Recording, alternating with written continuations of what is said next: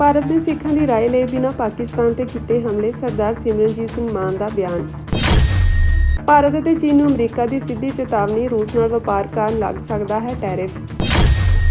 ਵੱਖ-ਵੱਖ ਦੇਸ਼ਾਂ ਵਿੱਚ ਹੋਣਗੇ ਭਾਈ ਵਿਜੇਂਦਰ ਸਿੰਘ ਜੀ ਅਤੇ ਭਾਈ ਹਰਦੀਪ ਸਿੰਘ ਨਿੱਜਰ ਨੂੰ ਸਮਰਪਿਤ ਸ਼ਰਧਾਂਜਲੀ ਸਮਾਗਮ। ਬਿਜਲੀ ਬੋਰਡ ਦੇ ਨਿੱਜੀਕਰਨ ਵਿਰੁੱਧ ਪਾਵਰਕੌਮ ਦੇ ਅਧਿਕਾਰੀਆਂ ਨੂੰ ਸੌਂਪੇ ਜਾਣਗੇ ਮੰਗ ਪੱਤਰ। ਕਿ ਜਿਹੜਾ ਆਪਰੇਸ਼ਨ ਸੰਦੂਕ ਹੋਇਆ ਹੈ ਉਹਦੇ ਵਿੱਚ ਸਿਰਫ ਇੱਕ ਫਿਰਕੇ ਨੇ ਸਲਾਹ ਕੀਤੀ ਹੈ ਕਿ ਅਸੀਂ ਪਾਕਿਸਤਾਨ ਦੇ ਉੱਤੇ ਬੰਬਾਰੀ ਕਰਨੀ ਹੈ ਤੇ ਪ੍ਰਾਈਮ ਮਿਨਿਸਟਰ ਦੀ ਜਿਹੜੀ ਸਿਕਿਉਰਿਟੀ ਕਮੇਟੀ ਹੈ ਜਿਹੜੀ ਇਹੋ ਜਿਹੇ ਫੈਸਲੇ ਕਰਦੀ ਹੈ ਉਹਦੇ ਵਿੱਚ ਸਿੱਖ ਕੋਈ ਹੈ ਨਹੀਂ ਸੀਗਾ। ਸਾਥੋਂ ਬਗੈਰ ਪੁੱਛਿਆ ਜੇ ਮੋਦੀ ਸਾਹਿਬ ਤੇ ਬੀਜੇਪੀ RSS ਜੰਗ ਲਾ ਲੈਂਦੀ ਹੈ ਤੇ ਸਭ ਤੋਂ ਜ਼ਿਆਦਾ ਖਤਰਾ ਤਾਂ ਸਾਡੇ ਪੰਜਾਬ ਨੂੰ ਹੋਣਾ ਹੈ ਕਿ ਪਾਕਿਸਤਾਨ ਨੇ ਇੱਥੇ ਪਰਮਾਣੂ ਹਥਿਆਰ ਇਸਤੇਮਾਲ ਕਰਤੇ ਤੇ ਸਾਰੇ ਪੰਜਾਬੀ ਬੇਸ਼ੱਕ ਉਹ ਸਿੱਖ, ਹਿੰਦੂ, ਮੁਸਲਮਾਨ, ਈਸਾਈ ਕੁਛ ਵੀ ਹੋਣ ਉਹਨਾਂ ਦਾ ਬੇੜਾ ਗਰਕ ਹੋ ਜਾਣਾ ਸੀਗਾ।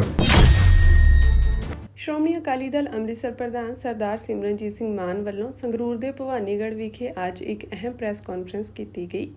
ਇਸ ਮੌਕੇ ਗੱਲ ਕਰਦੇ ਉਹਨਾਂ ਨੌਜਵਾਨਾਂ ਨੂੰ ਅਪੀਲ ਕੀਤੀ ਕਿ ਦੇਸ਼ ਦੀ ਰਾਜਨੀਤੀ ਵਿੱਚ ਪੰਜਾਬ ਦੀ ਸਥਿਤੀ ਕਾਫੀ ਹੇਠਾਂ ਚਲੀ ਗਈ ਹੈ, ਜੋ ਅੱਜ ਦੇ ਸਮੇਂ ਸਿੱਖਾਂ ਲਈ ਚਿੰਤਾ ਦਾ ਵਿਸ਼ਾ ਹੈ। ਉਹਨਾਂ ਕਿਹਾ ਕਿ ਦੇਸ਼ ਦੀ ਕੈਬਨਿਟ ਵਿੱਚ ਸਿੱਖਾਂ ਦੀ ਕੋਈ ਨੁਮਾਇੰਦਗੀ ਨਹੀਂ ਰਹੀ। ਪਾਕਿਸਤਾਨ ਨਾਲ ਜੰਗ ਦੇ ਹਾਲਾਤਾਂ ਵਿੱਚ ਭਾਰਤ ਵੱਲੋਂ ਫੈਸਲਾ ਲਿਆ ਗਿਆ ਕਿ ਪਾਕਿਸਤਾਨ ਤੇ ਹਮਲੇ ਕੀਤੇ ਜਾਣ, ਪਰ ਸਿੱਖਾਂ ਤੋਂ ਇਸ ਸੰਬੰਧੀ ਕੋਈ ਰਾਏ ਨਹੀਂ ਲਈ ਗਈ, ਜਦਕਿ ਜੰਗ ਦੇ ਭਿਆਨਕ ਨਤੀਜੇ ਪੰਜਾਬ ਨੂੰ ਹੀ ਭੁਗਤਣੇ ਪੈਣੇ ਸਨ। ਉਹਨਾਂ ਕਿਹਾ ਕਿ ਜੇਕਰ ਸਿੱਖਾਂ ਦੀ ਨੁਮਾਇੰਦਗੀ ਹੁੰਦੀ ਤਾਂ ਅਜਿਹੇ ਫੈਸਲੇ ਭਾਰਤ ਦੀ ਹਿੰਦੂਤਵ ਸਰਕਾਰ ਵੱਲੋਂ ਲੈਣੇ ਮੁਸ਼ਕਿਲ ਹੁੰਦੇ। ਉਹਨਾਂ ਕਿਹਾ ਕਿ ਜੇਕਰ ਸਰਕਾਰ ਵੱਲੋਂ ਅਜਿਹੇ ਫੈਸਲੇ ਲਏ ਜਾਂਦੇ ਰਹੇ ਤਾਂ ਸਿੱਖ ਆਪਣੀ ਆਜ਼ਾਦ ਸਟੇਟ ਬਣਾਉਣਗੇ, ਜੋ ਪਾਕਿਸਤਾਨ ਅਤੇ ਭਾਰਤ ਦੇ ਵਿਚਕਾਰ ਇੱਕ ਬਫਰ ਸਟੇਟ ਹੋਵੇਗੀ। ਇੰਡੀਆ ਦੀ ਸਿਆਸਤ ਦੇ ਵਿੱਚ ਕਿਉਂ ਕਰਕੇ ਜਿਹੜਾ ਆਪਰੇਸ਼ਨ ਸੰਦੂਕ ਹੋਇਆ ਹੈ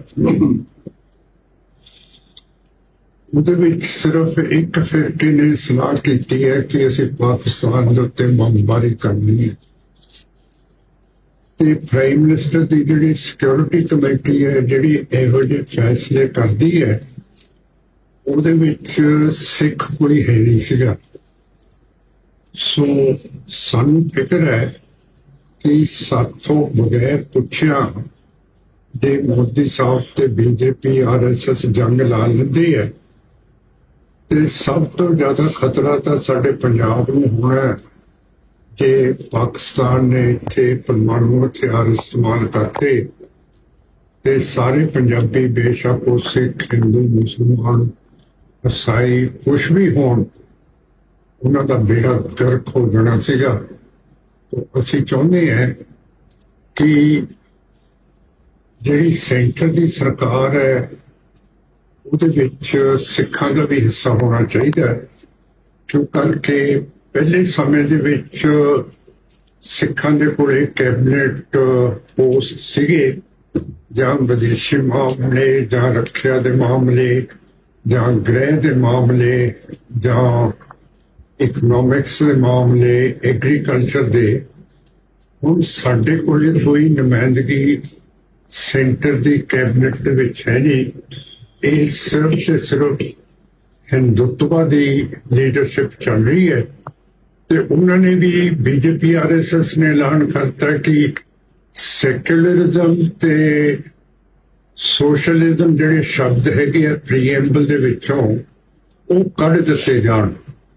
ਜੇ ਉਹ ਕੱਢ ਦਿੱਤੇ ਜਾਣਗੇ ਫਿਰ ਤਾਂ ਲਾਜ਼ਮੀ ਹੈ ਤਾਂ ਹਿੰਦੂ ਰਾਸ਼ਟਰ ਬਣ ਜਾਊਗਾ ਤੇ ਅਸੀਂ ਸਿੱਖ ਤਾਂ ਨਹੀਂ, ਅਸੀਂ ਹਿੰਦੂ ਰਾਸ਼ਟਰ ਨੂੰ ਮੰਨਣਾ। ਅਸੀਂ ਤਾਂ ਫਿਰ ਸਿੱਧਾ ਆਪਣਾ ਅਲੱਗ ਸਟੇਟ ਜਿਹੜੀ ਆਜ਼ਾਦ ਹੋਊਗੀ, ਇਸਲਾਮਿਕ ਪਾਕਿਸਤਾਨ, ਹਿੰਦੂ ਇੰਡੀਆ ਜਿਨ੍ਹਾਂ ਦੇ ਕੋਲੇ ਪਰਮਾਣੂ ਹਥਿਆਰ ਨੇ, ਕਾਮਰੇਡ ਚੀਨ ਹੈ, ਇਹਨਾਂ ਦੇ ਵਿਚਾਲੇ ਅਸੀਂ ਬਫਰ ਸਟੇਟ ਬਣਾਵਾਂਗੇ ਜਿਹੜੀ ਆਜ਼ਾਦ ਤੇ UK ਦੇ ਮਾਡਲ ਦੇ ਉੱਤੇ ਉਹ ਚੱਲੂਗੀ।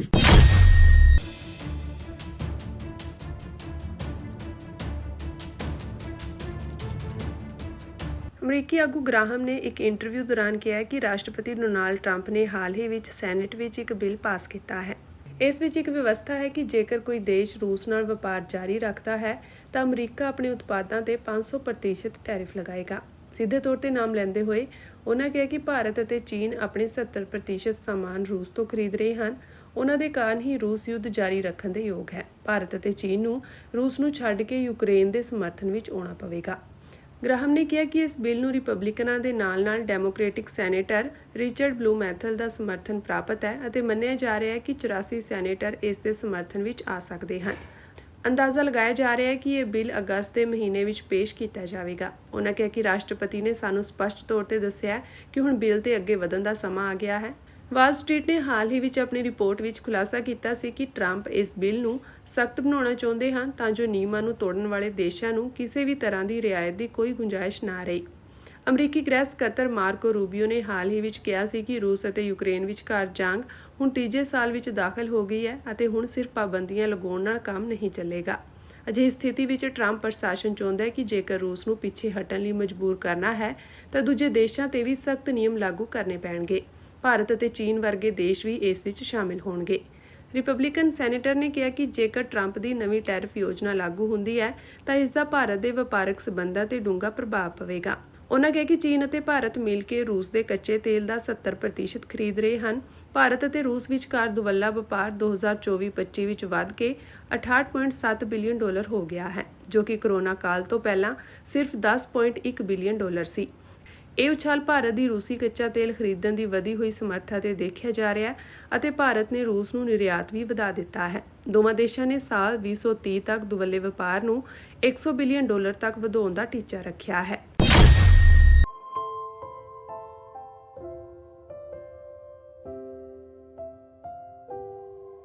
ਦਲ ਖਾਲਸਾ ਦੇ ਬਾਨੀ ਭਾਈ ਗਜਿੰਦਰ ਸਿੰਘ ਅਤੇ ਸ਼ਹੀਦ ਭਾਈ ਹਰਦੀਪ ਸਿੰਘ ਨਿੱਜਰ ਦੀ ਨਿੱਘੀ ਯਾਦ ਵਿੱਚ ਪੰਜਾਬ, ਪਾਕਿਸਤਾਨ, ਜਰਮਨੀ ਅਤੇ ਕੈਨੇਡਾ ਵਿੱਚ ਸ਼ਰਧਾਂਜਲੀ ਸਮਾਗਮ ਆਯੋਜਿਤ ਕੀਤੇ ਜਾ ਰਹੇ ਹਨ। ਇਸੇ ਤਰ੍ਹਾਂ 5 ਜੁਲਾਈ ਨੂੰ ਅੰਮ੍ਰਿਤਸਰ ਵਿਖੇ ਭਾਈ ਗਜਿੰਦਰ ਸਿੰਘ ਅਤੇ ਭਾਈ ਹਰਦੀਪ ਸਿੰਘ ਨਿੱਜਰ ਦੀ ਸ਼ਹੀਦੀ ਨੂੰ ਸਮਰਪਿਤ ਸ਼ਰਧਾਂਜਲੀ ਸਮਾਗਮ ਹੋਣ ਜਾ ਰਿਹਾ ਹੈ। ਗੁਰਦੁਆਰਾ ਸ਼ਹੀਦ ਬਾਬਾ ਗੁਰਬਖਸ਼ ਸਿੰਘ ਜੀ ਅਕਾਲ ਤਖਤ ਸਾਹਿਬ ਵਿਖੇ ਸ਼੍ਰੀ ਅਖੰਡ ਪਾਠ ਸਾਹਿਬ ਦੇ ਭੋਗ ਪਾਏ ਜਾਣਗੇ। ਸਮੂਹ ਸਿੱਖ ਸੰਗਤਾਂ ਨੂੰ ਸ਼੍ਰੀ ਅਕਾਲ ਤਖਤ ਸਾਹਿਬ ਦੀ ਮਰਿਆਦਾ, ਪ੍ਰਭੂ ਸੱਤਾ ਸੰਪੰਨ ਸਿੱਖ ਰਾਜ ਦੇ ਸੰਕਲਪ ਅਤੇ ਸਿੱਖੀ ਸਿਧਾਂਤਾਂ ਦੀ ਪਹਿਰੇਦਾਰੀ ਕਰਦੀਆਂ ਰਹੀਆਂ ਸੰਘਰਸ਼ੀਲ ਸ਼ਖਸੀਅਤਾਂ ਭਾਈ ਗਜਿੰਦਰ ਸਿੰਘ ਅਤੇ ਭਾਈ ਹਰਦੀਪ ਸਿੰਘ ਨਿੱਜਰ ਨੂੰ ਸਮਰਪਿਤ ਸਮਾਗਮ ਵਿੱਚ ਸ਼ਮੂਲੀਅਤ ਦੀ ਅਪੀਲ ਕੀਤੀ ਗਈ ਹੈ। ਇਸ ਤੋਂ ਇਲਾਵਾ 4 ਜੁਲਾਈ ਨੂੰ ਗੁਰਦੁਆਰਾ ਸਿੱਖ ਸੰਗਤ ਬਰੈਂਪਟਨ ਕੈਨੇਡਾ, 5 ਜੁਲਾਈ ਨੂੰ ਸ਼੍ਰੀ ਅਕਾਲ ਤਖਤ ਸਾਹਿਬ ਅੰਮ੍ਰਿਤਸਰ, 5 ਜੁਲਾਈ ਨੂੰ ਗੁਰਦੁਆਰਾ ਸ਼੍ਰੀ ਕਰਤਾਰਪੁਰ ਸਾਹਿਬ ਪਾਕਿਸਤਾਨ, 6 ਜੁਲਾਈ ਨੂੰ ਗੁਰਦੁਆਰਾ ਨਾਨਕ ਦਰਬਾਰ ਸਰੀ ਡੈਲਟਾ ਕੈਨੇਡਾ, 6 ਜੁਲਾਈ ਨੂੰ ਗੁਰਦੁਆਰਾ ਨਾਨਕ ਦਰਬਾਰ ਮੌਂਟਰੀਅਲ ਕੈਨੇਡਾ, 6 ਜੁਲਾਈ ਨੂੰ ਗੁਰਦੁਆਰਾ ਨਾਨਕ ਦਰਬਾਰ ਪਾਰਕ ਮੌਂਟਰੀਅਲ, 13 ਜੁਲਾਈ ਨੂੰ ਫਰੈਂਕਫਰਟ ਜਰਮਨੀ ਵਿਖੇ ਸਮਾਗਮ ਕਰਵਾਏ ਜਾ ਰਹੇ ਹਨ। 2020 ਤੋਂ ਲਗਾਤਾਰ ਬਿਜਲੀ ਬੋਰਡ ਨੂੰ ਪ੍ਰਾਈਵੇਟ ਕੰਪਨੀਆਂ ਨੂੰ ਵੇਚਣ ਲਈ ਨਵਾਂ ਕਾਨੂੰਨ ਲਿਆਉਣ ਦੇ ਵਿੱਚ ਸਰਕਾਰ ਲੱਗੀ ਹੋਈ ਆ। ਕੱਲ ਪੂਰੇ ਪੰਜਾਬ ਦੇ ਅੰਦਰ ਐਕਸੀਅਨ, ਐਸਸੀ ਤੇ ਚੀਫ ਪਾਵਰਕਾਮ ਦੇ ਜਿੰਨੇ ਬਿਜਲੀ ਦੇ ਅਫਸਰ ਆ ਉਹਨਾਂ ਨੂੰ ਸਾਰੇ ਜ਼ਿਲ੍ਹਿਆਂ ਦੇ ਵਿੱਚ ਮੰਗ ਪੱਤਰ ਦਿੱਤੇ ਜਾਣਗੇ। ਕਿਸਾਨ ਜਥੇਬੰਦੀਆਂ ਨੇ ਸਰਕਾਰ ਦੁਆਰਾ ਬਿਜਲੀ ਬੋਰਡ ਨੂੰ ਨਿੱਜੀ ਹੱਥਾਂ ਵਿੱਚ ਸੌਂਪਣ ਦੀਆਂ ਕਾਰਵਾਈਆਂ ਵਿਰੁੱਧ ਮੋਰਚਾ ਖੋਲ੍ਹਣ ਦਾ ਐਲਾਨ ਕਰ ਦਿੱਤਾ ਹੈ। ਕਿਸਾਨ ਆਗੂ ਸਰਵਣ ਸਿੰਘ ਪੰਧੇਰ ਨੇ ਕਿਹਾ ਕਿ ਸਰਕਾਰ ਲਗਾਤਾਰ ਪ੍ਰਾਈਵੇਟ ਕੰਪਨੀਆਂ ਨੂੰ ਹੋਰ ਮਜ਼ਬੂਤ ਕਰ ਰਹੀ ਹੈ, ਜਿਸ ਦਾ ਅਸਰ ਪੰਜਾਬ ਦੇ ਹਰੇਕ ਆਮ ਨਾਗਰਿਕ ਦੇ ਜੀਵਨ ਤੇ ਪਵੇਗਾ। 1948 ਦੇ ਬਿਜਲੀ ਐਕਟ ਨੂੰ ਬਦਲਿਆ ਗਿਆ ਕਿਉਂਕਿ 1948 ਦਾ ਬਿਜਲੀ ਐਕਟ ਆਮ ਖਪਤਕਾਰਾਂ ਕੋ ਸਿਰਫ 3 ਰੁਪਏ ਮੁਨਾਫਾ ਕਮਾਉਣ ਦੀ ਗੱਲ ਕਰਦਾ ਸੀ। ਫਿਰ ਬਿਜਲੀ ਐਕਟ 2003 ਸਾਰੀਆਂ ਪਾਰਟੀਆਂ ਨੇ ਸਾਂਝੀ ਨੀਤੀ ਨਾਲ ਲਿਆਂਦਾ ਗਿਆ। ਉਸ ਐਕਟ ਤਹਿਤ ਪ੍ਰਾਈਵੇਟ ਕੰਪਨੀਆਂ ਨੂੰ ਘੱਟੋ ਘੱਟ 16% ਮੁਨਾਫਾ ਕਮਾਉਣ ਦੀ ਇਜਾਜ਼ਤ ਦਿੱਤੀ ਗਈ ਤੇ ਬਿਜਲੀ ਪੈਦਾ ਕਰਨ ਦੇ ਅਧਿਕਾਰ ਵੀ ਜਿਹੜੀਆਂ ਪ੍ਰਾਈਵੇਟ ਕੰਪਨੀਆਂ ਨੂੰ ਦਿੱਤੇ ਗਏ, ਜਿਹਦੇ ਤਹਿਤ ਹੀ ਜਿਸ ਨੀਤੀ ਤਹਿਤ ਪੰਜਾਬ ਦੇ ਅੰਦਰ ਪ੍ਰਾਈਵੇਟ ਕੰਪਨੀਆਂ ਦੇ ਥਰਮਲ ਪਲਾਂਟ ਲੱਗੇ ਹੋਏ ਆ। ਤੁਹਾਨੂੰ ਪਤਾ ਵੀ ਇੱਥੇ ਰੌਲਾ ਪੈਂਦਾ ਰਿਹਾ ਵੀ ਉਹਨਾਂ ਨਾਲ ਬਹੁਤ ਮਹਿੰਗੇ ਭਾਅ ਬਿਜਲੀ ਲੈਣ ਦੀ ਸਮਝੌਤੇ ਹੋਏ ਸੀ ਤੇ ਭਗਵੰਤ ਮਾਨ ਸਰਕਾਰ ਕਹਿ ਕੇ ਆਈ ਸੀ ਉਹ ਸਮਝੌਤੇ ਰੱਦ ਕਰਾਂਗੇ, ਹਾਲੇ ਤੱਕ ਨਹੀਂ ਹੋਏ। ਤੇ ਹੁਣ 2020 ਤੋਂ ਲਗਾਤਾਰ ਬਿਜਲੀ ਬੋਰਡ ਨੂੰ ਪ੍ਰਾਈਵੇਟ ਕੰਪਨੀਆਂ ਨੂੰ ਵੇਚਣ ਲਈ ਨਵਾਂ ਕਾਨੂੰਨ ਲਿਆਉਣ ਦੇ ਵਿੱਚ ਸਰਕਾਰ ਲੱਗੀ ਹੋਈ ਆ। ਉਹਨਾਂ ਕਿਹਾ ਕਿ ਸਰਕਾਰ ਬਿਜਲੀ ਬੋਰਡ ਪ੍ਰਾਈਵੇਟ ਕੰਪਨੀਆਂ ਨੂੰ ਸੌਂਪਣ ਜਾ ਰਹੀ ਹੈ, ਜਿਸ ਤਰ੍ਹਾਂ ਪਹਿਲਾਂ ਸਰਕਾਰ ਪੈਟਰੋਲ ਤੇ ਡੀਜ਼ਲ ਦਾ ਭਾਅ ਤੈਅ ਕਰਦੀ ਸੀ, ਪਰ ਅੱਜ ਪ੍ਰਾਈਵੇਟ ਕੰਪਨੀਆਂ ਕਰਦੀਆਂ ਹਨ। ਇਸੇ ਤਰ੍ਹਾਂ ਬਿਜਲੀ ਦੇ ਮਾਮਲੇ ਵਿੱਚ ਵੀ ਹੋਵੇਗਾ। ਉਨ੍ਹਾਂ ਕਿਹਾ ਕਿ ਸਰਕਾਰ ਵੱਲੋਂ ਮੌਨਸੂਨ ਸੈਸ਼ਨ ਵਿੱਚ ਇਹ ਬਿੱਲ ਪੇਸ਼ ਹੋਣਾ ਹੈ, ਜਿਸ ਦੇ ਵਿਰੋਧ ਵਿੱਚ ਕੱਲ੍ਹ ਨੂੰ ਪਾਵਰਕੌਮ ਦੇ ਸਾਰੇ ਦਫ਼ਤਰਾਂ ਅੱਗੇ ਧਰਨਾ ਦਿੰਦਿਆਂ ਅਧਿਕਾਰੀਆਂ ਨੂੰ ਮੰਗ ਪੱਤਰ ਸੌਂਪੇ ਜਾਣਗੇ। ਸੋ ਪੂਰੇ ਦੇਸ਼ ਦਾ, ਪੂਰੇ ਪੰਜਾਬ ਦੇ ਕਿਸਾਨ, ਮਜ਼ਦੂਰ, ਦੁਕਾਨਦਾਰ, ਆਮ ਜਨਤਾ ਲਗਾਤਾਰ ਵਿਰੋਧ ਕਰ ਰਹੇ। ਅਜੇ ਤੱਕ ਉਹ ਬਿੱਲ ਪਿਛਲੀ ਵਾਰ ਮੋਦੀ ਸਰਕਾਰ ਲਿਆਈ ਸੀ, ਉਹ ਸਟੈਂਡਿੰਗ ਕਮੇਟੀ ਨੂੰ ਚਲਾ ਗਿਆ, ਉਹ ਸਰਕਾਰ ਖਤਮ ਹੋ ਗਈ। ਐਤਕਾਂ ਹੁਣ ਮਾਨਸੂਨ ਸੱਤਰ ਦੇ ਵਿੱਚ ਬਿਜਲੀ ਸੋਧ ਬਿੱਲ 2025 ਆ ਰਿਹਾ, ਜਿਹਦੇ ਤਹਿਤ ਗਾਹਾਂ ਪ੍ਰਾਈਵੇਟ ਕੰਪਨੀਆਂ ਨੂੰ ਬਿਜਲੀ ਦੇ ਰੇਟ ਤੈਅ ਕਰਨਾ ਤੇ ਬਿਜਲੀ ਮੁੱਲ ਵੇਚਣ ਦੇ ਅਧਿਕਾਰ ਦੇ ਦੇਣੇ ਆ। ਜੇ ਇਹੋ ਕੁਝ ਹੋ ਗਿਆ ਤੇ ਫਿਰ ਜਿਵੇਂ ਪੈਟਰੋਲ, ਡੀਜ਼ਲ ਦੇ ਪਹਿਲੋਂ ਰੇਟ ਸਰਕਾਰ ਤੈਅ ਕਰਦੀ ਸੀ, ਪਰ ਹੁਣ ਪ੍ਰਾਈਵੇਟ ਕੰਪਨੀਆਂ ਤੈਅ ਕਰਦੀਆਂ, ਇਸ ਤਰ੍ਹਾਂ ਬਿਜਲੀ ਦੇ ਰੇਟ ਵੀ ਪ੍ਰਾਈਵੇਟ ਕੰਪਨੀਆਂ ਤੈਅ ਕਰਨਗੀਆਂ। ਜਿਹੜੇ ਸਾਡੇ ਕੇਂਦਰੀ ਬਿਜਲੀ ਮੰਤਰੀ ਮਨੋਹਰ ਲਾਲ ਖੱਟਰ ਸਾਹਿਬ ਉਹਨਾਂ ਦਾ ਬਿਆਨ ਤੇ ਤੁਸੀਂ ਸੁਣਿਆ ਹੋਣਾ ਵੀ ਪਹਿਲੋਂ ਪੈਸੇ ਪਾਓਗੇ ਤੇ ਫਿਰ ਬਿਜਲੀ ਆਊਗੀ।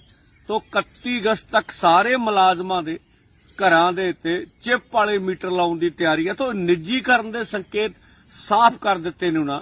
ਲਗਭਗ ਬਿਜਲੀ ਬੋਰਡ ਦੇ ਅੰਦਰ ਇੱਕ ਵੱਡਾ ਹਿੱਸਾ ਨਿੱਜੀਕਰਨ ਦਾ ਹੋ ਗਿਆ, ਕੋਈ ਮੁਲਾਜ਼ਮ ਅੱਗੇ ਭਰਤੀ ਨਹੀਂ ਕੀਤਾ ਜਾ ਰਿਹਾ। ਤੋਂ ਅਸੀਂ ਕਹਿੰਦੇ ਆ ਨਵੀਆਂ ਸਾਮੀਆਂ ਕ੍ਰੀਏਟ ਕਰਕੇ ਬਿਜਲੀ ਮੁਲਾਜ਼ਮ ਭਰਤੀ ਕੀਤੇ ਜਾਣ। ਤੋਂ ਇਹਨਾਂ ਮੰਗਾਂ ਨੂੰ ਲੈ ਕੇ ਜਿਹੜਾ ਮੰਗ ਪੱਤਰ ਦਿੱਤੇ ਜਾਣੇ, ਲਗਭਗ 10:30 ਤੋਂ ਲੈ ਕੇ 2 ਵਜੇ ਤੱਕ ਮੰਗ ਪੱਤਰ ਦਿੱਤੇ ਜਾਣਗੇ। ਤੋਂ ਇਹ ਤੋਂ ਗਾਹਾਂ ਜਿਹੜਾ ਵਾ 14 ਜੁਲਾਈ 2025 ਨੂੰ ਸਾਰੇ ਪੰਜਾਬ ਦੇ ਅੰਦਰ ਬਿਜਲੀ ਵੱਡੇ ਅਫਸਰਾਂ ਦੇ 12 ਮੂਹਰੇ ਵੱਡੇ ਵਿਸ਼ਾਲ ਇਕੱਠ ਕਰਾਂਗੇ, ਜਿਹਦੇ ਵਿੱਚ ਪੰਜਾਬ ਦੇ ਸਾਰੇ ਮੁਲਾਜ਼ਮਾਂ, ਦੁਕਾਨਦਾਰਾਂ, ਸ਼ਹਿਰੀਆਂ, ਵਿਦਿਆਰਥੀਆਂ, ਮਜ਼ਦੂਰਾਂ ਨੂੰ, ਕਿ ਬਿਜਲੀ ਦਾ ਮੁੱਦਾ ਕੱਲਾ ਕਿਸਾਨਾਂ ਦਾ ਨਹੀਂ, ਸਾਰੇ ਪੰਜਾਬੀਆਂ ਦਾ ਵੱਧ ਤੋਂ ਵੱਧ ਸਹਿਯੋਗ ਦਿਓ ਤਾਂ ਜੋ ਪੰਜਾਬ ਤੇ ਕੇਂਦਰ ਸਰਕਾਰ ਨੂੰ ਬਿਜਲੀ ਬੋਰਡ ਵੇਚਣ ਤੋਂ ਰੋਕਿਆ ਜਾ ਸਕੇ।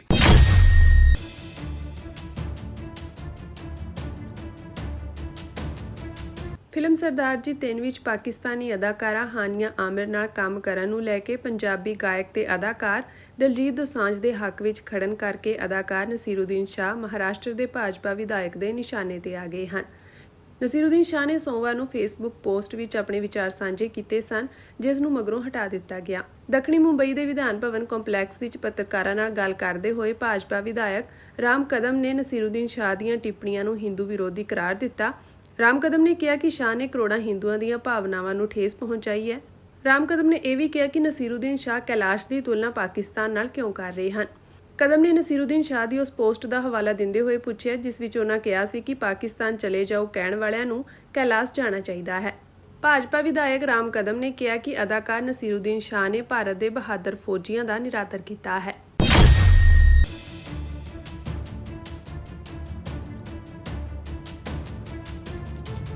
ਸੋਮਾਲੀਆ ਵਿੱਚ ਅਫਰੀਕੀ ਯੂਨੀਅਨ ਸ਼ਾਂਤੀ ਮਿਸ਼ਨ ਦੀ ਸੇਵਾ ਕਰ ਰਿਹਾ ਇੱਕ ਛੋਟਾ ਫੌਜੀ ਜਹਾਜ਼ ਰਾਜਧਾਨੀ ਮੋਗਾਦਿਸ਼ੂ ਦੇ ਹਵਾਈ ਅੱਡੇ ਤੇ ਹਾਦਸਾਗ੍ਰਸਤ ਹੋ ਗਿਆ। ਸੋਮਾਲੀ ਨੈਸ਼ਨਲ ਨਿਊਜ਼ ਏਜੰਸੀ ਦੇ ਅਨੁਸਾਰ ਅਦਨ ਹਵਾਈ ਅੱਡੇ ਤੇ ਉਤਰਦੇ ਸਮੇਂ ਜਹਾਜ਼ ਹਾਦਸਾਗ੍ਰਸਤ ਹੋਇਆ ਅਤੇ ਅੱਗ ਲੱਗ ਗਈ। ਏਜੰਸੀ ਨੇ ਸੋਸ਼ਲ ਮੀਡੀਆ ਪਲੇਟਫਾਰਮ ਐਕਸ ਤੇ ਕਿਹਾ ਕਿ ਅੱਗ ਤੇ ਕਾਬੂ ਪਾ ਲਿਆ ਗਿਆ ਹੈ ਅਤੇ ਅਧਿਕਾਰੀ ਸਥਿਤੀ ਦਾ ਮੁਲਾਂਕਣ ਕਰ ਰਹੇ ਹਨ। ਸੋਮਾਲੀ ਵਿੱਚ ਇਸ ਬਾਰੇ ਅਧਿਕਾਰੀਆਂ ਵੱਲੋਂ ਤੁਰੰਤ ਕੋਈ ਟਿੱਪਣੀ ਨਹੀਂ ਕੀਤੀ ਗਈ ਹੈ ਅਤੇ ਮਾਰੇ ਗਏ ਲੋਕਾਂ ਦੀ ਗਿਣਤੀ ਬਾਰੇ ਹੁਣ ਤੱਕ ਪਤਾ ਨਹੀਂ ਲੱਗ ਸਕਿਆ ਹੈ। ਅਫਰੀਕੀ ਯੂਨੀਅਨ ਸ਼ਾਂਤੀ ਮਿਸ਼ਨ, ਜਿਸ ਨੂੰ ਓਸਮ ਵਜੋਂ ਜਾਣਿਆ ਜਾਂਦਾ ਹੈ, ਸੋਮਾਲੀ ਅਧਿਕਾਰੀਆਂ ਨੂੰ ਅਲ ਸ਼ਬਾਬ ਦੇ ਬਾਗੀਆਂ ਨਾਲ ਲੜਨ ਵਿੱਚ ਮਦਦ ਕਰ ਰਿਹਾ ਹੈ, ਜੋ ਕਿ ਹੋਰਨ ਆਫ ਅਫਰੀਕਾ ਦੇਸ਼ ਵਿੱਚ ਵਿਦੇਸ਼ੀ ਫੌਜਾਂ ਦੀ ਮੌਜੂਦਗੀ ਦਾ ਵਿਰੋਧ ਕਰਦਾ ਹੈ। ਮਿਸ਼ਨ ਵਿੱਚ ਯੁਗਾਂਡਾ ਅਤੇ ਕੀਨੀਆ ਵਰਗੇ ਦੇਸ਼ਾਂ ਦੇ ਫੌਜੀ ਸ਼ਾਮਿਲ ਹਨ।